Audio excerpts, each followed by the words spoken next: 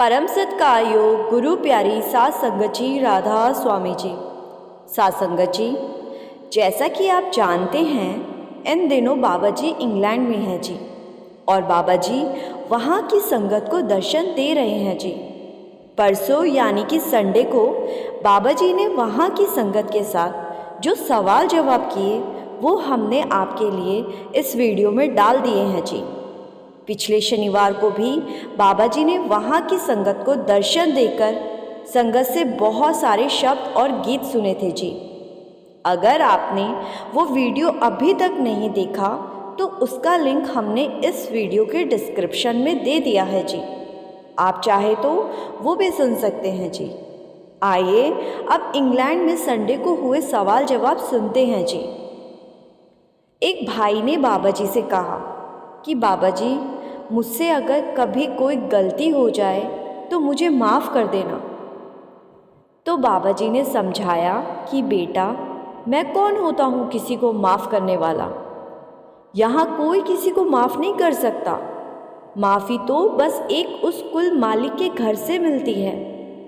जब हम भजन सिमरन करेंगे तभी मालिक हमें माफ़ करेगा, दूसरा कोई तरीका नहीं है। फिर एक लड़की बाबा जी से कहने लगी कि बाबा जी, मैं अक्सर जब भी मेरा कोई छोटा या बड़ा काम होना होता है तो मैं आपको याद करने लगती हूँ। कभी मैं आपको कह देती हूँ, बाबा जी आज तो ऑफिस की बस छूट जाएगी, आज आप किसी तरह बस को रुकवा दो। या फिर कभी ये कह देती हूँ, बाबा जी मुझे यहाँ पक्का करवा दो। ऐसी छोटी छोटी बातों के लिए मैं आपको हर पल कहती रहती हूँ, तो क्या मैं आपको परेशान तो नहीं करती? लड़की का सवाल सुनकर बाबा जी के साथ वहाँ बैठी सारी संगत भी हंसने लगती है। तो बाबा जी हंसते हुए कहते हैं कि बेटा, बाबे का अब बस यही तो काम रह गया है, किसी की ट्रेन या बस रुकवा दे या फिर किसी को यहाँ पक्का करवा दे। संगत फिर से ज़ोर ज़ोर से हंसने लगती है। फिर एक लड़की ने बाबा जी से कहा कि बाबा जी, मैं एक क्रश में नौकरी करती हूँ जहाँ छोटे बच्चों को मुझे संभालना होता है, और यहाँ के सभी लोग लगभग नॉन वेजिटेरियन ही हैं, और क्रच में मुझे उनके बच्चों को अंडा खिलाना पड़ता है। तो क्या इससे मेरे कर्म बनेंगे? तो बाबा जी ने समझाया कि बेटा, मुझे पता है कि इस देश में इतनी नौकरियां नहीं हैं और आसानी से यहाँ नौकरी नहीं मिलती, लेकिन आप सोच समझ कर चलें और कोशिश करें कि खिलाने वाला काम आप छोड़कर कोई दूसरा काम उन लोगों से मांग लें। फिर एक लड़का बाबा जी से कहने लगा कि बाबा जी, जैसे कि हम इस देश के नहीं हैं तो कभी कभी कुछ लोग यहाँ मुझसे बहस करने लगते हैं और मुझे अच्छा नहीं लगता। तो बाबा जी ने समझाया कि बेटा, अगर कोई कुछ बुरा बोलता है तो वो उसके कर्म है, आप वहाँ से चुपचाप निकल जाएं।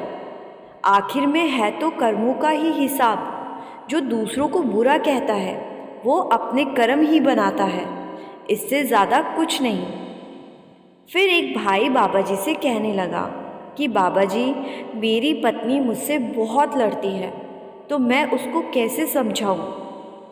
तो बाबा जी ने हंसते हुए कहा कि चुपचाप उसकी बात मानते चलो, फिर लड़ाई नहीं होगी। ये सुनकर सारी संगत ज़ोर ज़ोर से हंसने लगती है। फिर आगे बाबा जी ने फिर हंसते हुए कहा कि बेटा, पत्नियों को आज तक कोई नहीं समझ सका, इसीलिए पत्नी के कहने को मानते रहोगे तो सुखी रहोगे। ये सुनकर संगत फिर से हंसने लगती है। फिर एक लड़की बाबा जी से कहने लगी कि बाबा जी, आप इंग्लैंड में बहुत कम आते हो और सारा टाइम इंडिया की संगत को दे देते हो। आप यहाँ जल्दी आया करो ना, आपके बिना हमारा दिल नहीं लगता।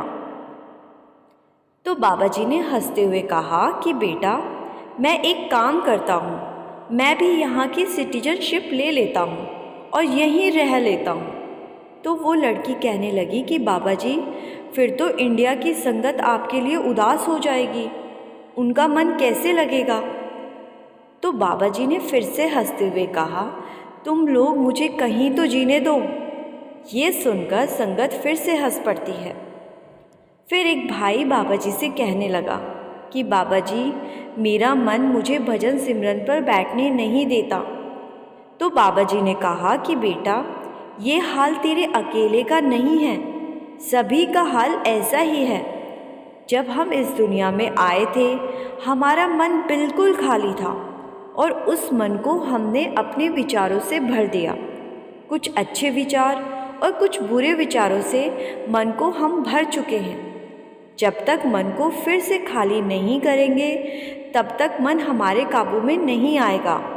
फिर एक भाई ने बाबा जी से पूछा कि बाबा जी, मैं यहाँ पर एक रेस्टोरेंट में जॉब करता हूँ और मुझे यहाँ अपने काम पर जानवरों के मीट को काटकर उसको बनाना पड़ता है। जो जानवरों का मीट मुझे दिया जाता है वो जानवर पहले से ही मरे होते हैं। तो ऐसे मरे हुए जानवरों को छोटे छोटे भाग में काटने से भी कर्म बनते हैं। तो बाबा जी ने समझाया कि बेटा, इस पूरी क्रिया में एक छोटा सा हिस्सा आपने भी तो निभा दिया।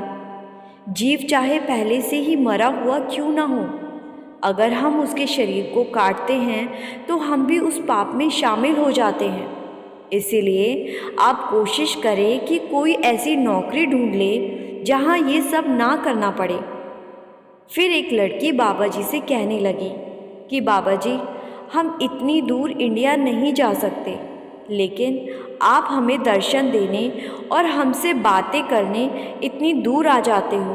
आपका बहुत बहुत शुक्रिया है बाबा जी, जो आप अपनी संगत का इतना ख्याल रखते हो।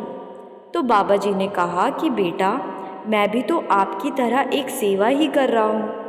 मालिक का जब हुक्म होता है तो मैं चला आता हूँ।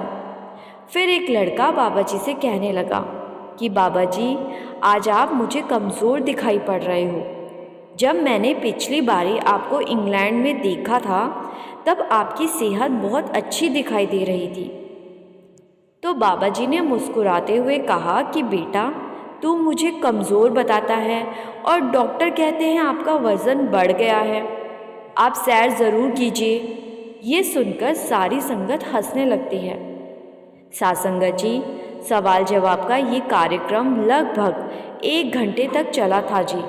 और उसके बाद बाबा जी ने सबको राधा स्वामी बोला और बाबा जी स्टेज से उठकर वहाँ से चले गए जी। सासंगत जी, अब बाबा जी ने आगे कनाडा जाना है जी, क्योंकि आने वाले इतवार को बाबा जी ने वहाँ की संगत को दर्शन देने हैं जी। अगर बाबा जी की कृपा हुई तो हम कनाडा के सवाल जवाब भी आपके साथ साझा ज़रूर करेंगे जी। सासंगत जी, वीडियो अच्छा लगा तो लाइक और शेयर ज़रूर कर दीजिए जी, जिससे कि वो संगत भी सुन सके जो अभी इस चैनल के साथ नहीं जुड़ सकी है जी। और कमेंट में प्यार भरी राधा स्वामी लिखना मत भूलिए जी। गुरु प्यारी सात संगत जी, राधा स्वामी जी।